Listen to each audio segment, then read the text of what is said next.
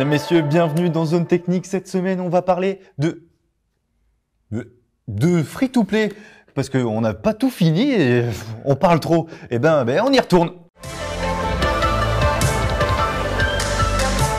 Le problème actuellement est le nombre de jeux qui sortent. Tu ne devrais pas sortir un Call of Duty à chaque année. Ouais, on est sur du grind. Tu devrais sortir aux 2 ou 3 ans, puis que tu devrais faire sur le Call of Duty que tu as sorti actuellement, donner justement patch, adding content. Puis pendant que tout ça se fait, on fait un autre Call of Duty qui est complètement différent. Mais c'est ce qu'ils ont essayé de faire. Non, oui puis non. Là, le Call of Duty, il sort à chaque année. Ouais, mais il sort à chaque année parce qu'ils ont 3 équipes différentes qui marchent puis qui font juste des reskins. Treyarch. Fait qu'on change toute la map pour lui donner un look 1942.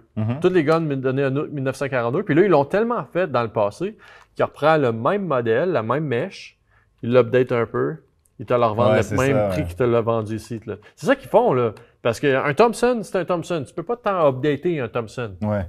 Fait à un moment donné, là, qu'est-ce qui se passe? Pourquoi vous me vendez le même jeu à chaque année? Après, un jeu de guerre, tu peux pas te réinventer à l'infini non plus, hein. Il est là le truc, justement, sur un jeu de guerre comme ça. Pourquoi est-ce que tu me vends le même jeu à chaque année? Fais-le une fois, laisse-le là pendant 3 ans, mets des DLC. C'est ça, là, j'arrive à ce que je veux dire. Mets des DLC, puis dans 3 ans, peut-être que certaines technologies vont avoir changé, peut-être qu'il va y avoir des nouveaux guns dans le monde, un nouvel événement qui fait en sorte qu'on peut mettre tout ça dedans, puis là, on vient de tomber dans un autre univers, peut-être. Mais au lieu de ça, c'est qu'actuellement, l'univers est rendu money, cash, donne-moi de l'argent, donne-moi de l'argent. C'est le but d'une entreprise quand même, de faire de l'argent. C'est son but. Oui. Sauf que quand tu me fais un produit pour avoir du plaisir, puis toi, ton but, c'est pas que j'aie du plaisir, c'est de faire de l'argent. C'est pas leur but. Regarde, va dans un restaurant, son but, puis leur but, c'est de te nourrir principalement, puis ensuite de faire de l'argent. Ah, mais son but, à lui, c'est te faire plaisir, oui, mais c'est d'abord d'être rentable. Ouais, c'est ça. Je pense que la priorité n'est pas à bonne place. Parce que je pense qu'il serait très rentable aussi de trouver une autre manière de le faire. Mais de le faire à chaque année, c'est parce que c'est comme tu te mets un pied dans l'engrenage. C'est vrai que... Si tu as besoin de payer 2000 employés pour être capable de sortir ça par année, puis qu'il n'y a pas personne qui veut ça avoir par année, mais parce que tu l'as fait par année, c'est dans un engrenage. Ah, terrible. C'est terrible. Là. Change ton business model parce que tu fais partie des problèmes du gaming actuellement. On est tous dedans. On est tous dedans parce qu'on l'achète. Ouais, mais est-ce que tu te verrais, toi, boycotter toute l'industrie? Je boycotte pas toute l'industrie. Moi, j'ai choisi de jouer à mes vieux jeux, même si actuellement, je ne suis pas en amour avec Blizzard, pas vrai. Ah oui, c'est une catastrophe. J'ai une haine et une réversion solide envers ce qui se passe à Blizzard actuellement. C'est vrai que c'est pas beau ce qui se passe. Moi, je suis un joueur de Diablo, j'aime ça les Diablo, j'aime ça les Warcraft, puis j'aime ça les vieux FPS, OK? Les Unreal Tournament, moi, je joue encore à ça, puis j'aime ça pour mourir. Puis probablement, je me suis dit que j'allais me tatouer le logo à ma nez. Je sais pas pourquoi je ne l'ai pas encore fait, ça va se faire éventuellement. Ah, t'es devenu vraiment fan du jeu, genre. Ah, tu sais, c'est parce que toute l'histoire est bonne, puis ils l'ont jamais commercialisé. Ça n'a jamais été commercialisé, l'histoire de Unreal Tournament, alors que c'est une bonne histoire. Mais, tu sais, moi, comme je te dis, je joue encore au vieux Diablo, je joue encore au vieux Warcraft. Je joue aux versions quasiment d'origine, de Warcraft d'origine. Le Diablo, c'est théoriquement la version d'origine, mais avec un skin meilleur dessus. Ouais. Mais ça reste quand même, quand tu passes sur le piton H, tu te retournes dessus. Ouais. Le vieux jeu. Fait que, c'est barré.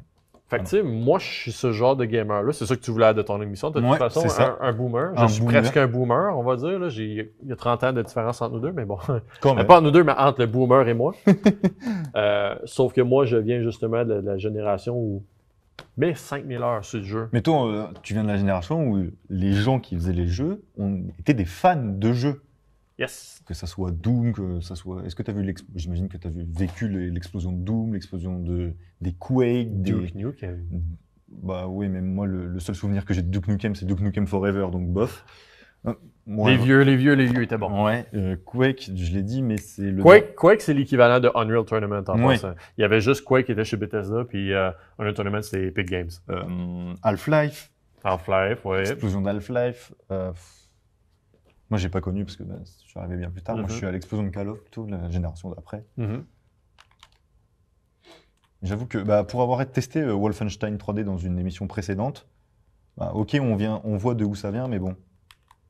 Je vais me faire passer salement. C'est but. Non. Ben ça, pour vrai, ça, c'est quand même un bon jeu. Là. Je veux dire, Oui. on voit clairement que ceux qui l'ont fait, ils avaient le goût d'avoir du fun. Puis ils l'ont pas fait pour te vendre des cosmétiques. Parce que la cosmétique, elle change absolument rien. Mais elle est tellement minime là-dessus que quand tu joues, là, tu vois fuck all. Là. OK? Tu vois rien. C'est ça. Tu la vois même pas, la cosmétique. Là. Tu vois, l'autre char qui est là, tu portes pas attention à la cosmétique. Fait que... Vraiment, c'est juste pour dire, regardez, j'ai une voiture qui fait... Ouais. J'ai vraiment l'impression que ceux qui ont fait ce jeu-là, ils l'ont fait pour les bonnes raisons. Ils se sont fait racheter. Hein. Il y a encore des bons... Oui, non? Si. C'est Epic Games qui l'ont. Bien sûr. C'est pas eux qui l'ont fait? Non. Ah, je pensais que c'était c'était Psyonix. Ouais, Psyonix. OK. Il est où? Oui, mon mate. Ben, en tout cas, même racheté, ils ont pas changé la manière de faire. Là. Mais en fait, eux, il y a le même problème des partenariats. Oh là là, la honte. Il y a le même problème des partenariats. OK.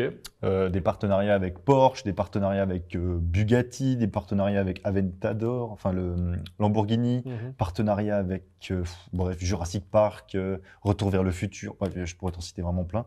Oh. Yes. Ouais, en tout cas, Miss. Oh. De toute façon, moi, je suis vraiment pourri en attaque. Mais ouais, tu sais, il y a encore des excès. Est-ce que l'industrie du jeu vidéo peut être sauvée? Je pense que oui. La seule raison pour laquelle, ou la seule manière en fait pour laquelle ça peut être sauvé, c'est que des gens comme moi ferment ça. Parce que, est-ce que l'industrie est si mal? Non. T'es-tu heureux, toi, actuellement, de jouer à tes Call of Duty? Pas le dernier, mais sinon, oui. Non, mais t'es heureux. T'as ton Call of Duty, t'es content. Oui ou non? Oui, Bon. on est heureux quand il est bien, quoi. Fait que, tu sais, les vieux rabat-joie comme moi qui chialent parce que nous autres, on a vécu les années 1995 des games, on va-tu changer quelque chose? Ça dépend si tu te lances dans l'industrie. Est-ce que tu as prévu de faire une petite reconditionnée dans l'industrie du jeu vidéo? Non, je m'en vais dans l'électricité, en fait. C'est pas la même chose. Fait que, tu sais, est-ce que nous, on va changer quelque chose? Non. Fait que, tu sais, à un certain moment donné, let go of the past. Puis, je pense que c'est ça qu'on a de la misère à faire, nous autres, c'est let go of the past. Fait que, qu'est-ce qu'on fait? On chiale. Ouais, c'est ce qui est le meilleur à faire. On chiale. Bon, on a parlé de free-to-play, on a parlé de remake, on a parlé des jeux de merde. On a chialé, surtout. On aime beaucoup râler ici. Voilà, on est là pour ça, de toute façon, on est là pour râler, on est là pour dire quand ça va pas, on va pas commencer à...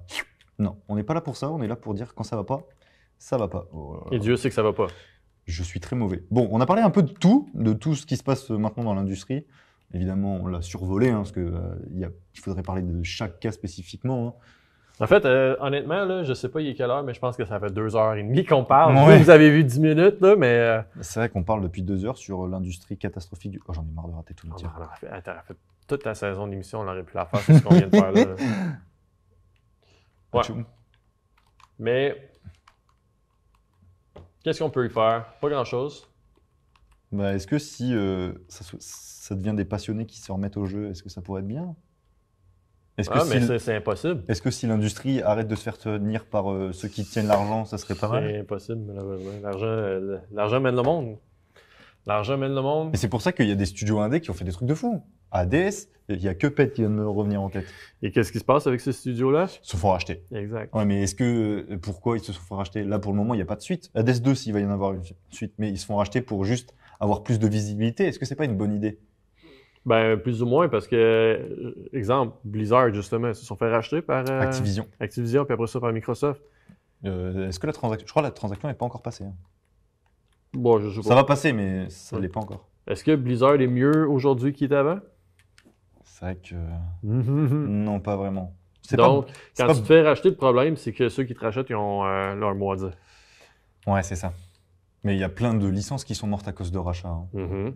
Il y a Guitar Hero qui me vient en tête. Là. Oh. On a parlé tantôt de Unreal Tournament. Je ne sais pas s'il est encore dans l'émission, mais Unreal Tournament est mort. Epic Games ont tué Unreal Tournament. Et qu'est-ce que Unreal Tournament? C'est le jeu qui venait avec le moteur de Unreal Engine. OK. Donc c'était lui pour promouvoir un petit peu ce que... Epic Games vendent leur Unreal Engine pour tous les jeux et les films. Et le jeu d'origine à lequel était sur le Unreal Engine est mort et Epic le laissait mourir. Fait que, puis c'est pas Epic en passant qui a fait Unreal. C'est une petite boîte Digital Extreme, qui est une compagnie canadienne en passant. Et Epic ont racheté Digital Extreme. Ils ont gardé Unreal Tournament, puis après ça, ils l'ont laissé mourir. Ouais, moi, c'est Guitar Hero qui s'est fait racheter, qui a disparu. Achum? Est-ce que c'est ça le problème, les gens qui rachètent? C'est une bonne question. C'est un des problèmes. Oui, parce que quand ils faisaient les jeux, là, comment ça s'appelle? Call of Duty, quand ils se sont fait racheter, enfin, c'était Treyarch chez Sledgehammer Game, quand ils se sont fait racheter par Activision, on a eu un bon jeu qui la communauté apprécie beaucoup, c'est Modern Warfare 2019. Et depuis 2019. Moi, il y a des jeux que j'aime bien, mais que la communauté déteste. Donc, je pense que c'est pas mal. On n'a pas fait de vraies conclusions. Non. Tirez-en vos propres conclusions. Je pense que dépendamment de votre génération, vous pouvez savoir. Faites-le vous-même. C'est ça, parce que, tu sais, ils peuvent savoir est-ce qu'eux sont heureux ou pas heureux de leur truc actuellement. Moi, de ma vieille génération, je suis pas heureux de ce qui se passe actuellement et je ne game plus en fonction de ça. Toi, tu es la génération après moi. Ça commence à descendre. Ça commence à descendre. Donc, à partir d'un certain moment donné, je pense que vieillir est la raison pour laquelle on n'est pas heureux. Alors, le temps ne s'arrête pas. Mon frère avait une fille ils ont acheté un chandail, là, puis il était marqué « Vieillir est un piège » dessus. Et je pense que c'est la meilleure... C'est vrai, théoriquement. Ouais, c'est le meilleur t-shirt que j'ai jamais vu. Vieillir est un piège. Je suis quand même triste de voir que Call of Duty s'en vient à ça, parce que j'y ai passé... Je pense que c'est vraiment mes meilleurs souvenirs de jeux vidéo, Call of Duty, avec des potes et tout ça. Je pense des heures de rire cumulées, je pense. Vraiment des clips, même j'ai mis mes premiers clips au snipe, bref, beaucoup de trucs. Surtout que commencer mes premières compétitions aussi, tu sais, il y a beaucoup de trucs où je suis attaché, mais voir ce qui devient, ça fait un peu mal au cœur. Et c'est pas, oui, c'est de la nostalgie, mais c'est aussi, aidez-le votre cadavre, soulevez-le votre jeu, peut-être quelque chose. Écoutez la commu, un petit peu. Quand on vous dit qu'on veut pas de SBMM, retirez-le. Laissez-le. Je sais même pas ce que c'est le SBMM. Oui, on en a parlé dans les émissions. Le Skills Based Matchmaking. Bon. Je pense qu'on fait que parler. Mais on a fini. Ah ouais. Merci d'avoir suivi cet épisode de Zone Technique. Quant à nous, on se retrouve la semaine prochaine pour un nouvel épisode.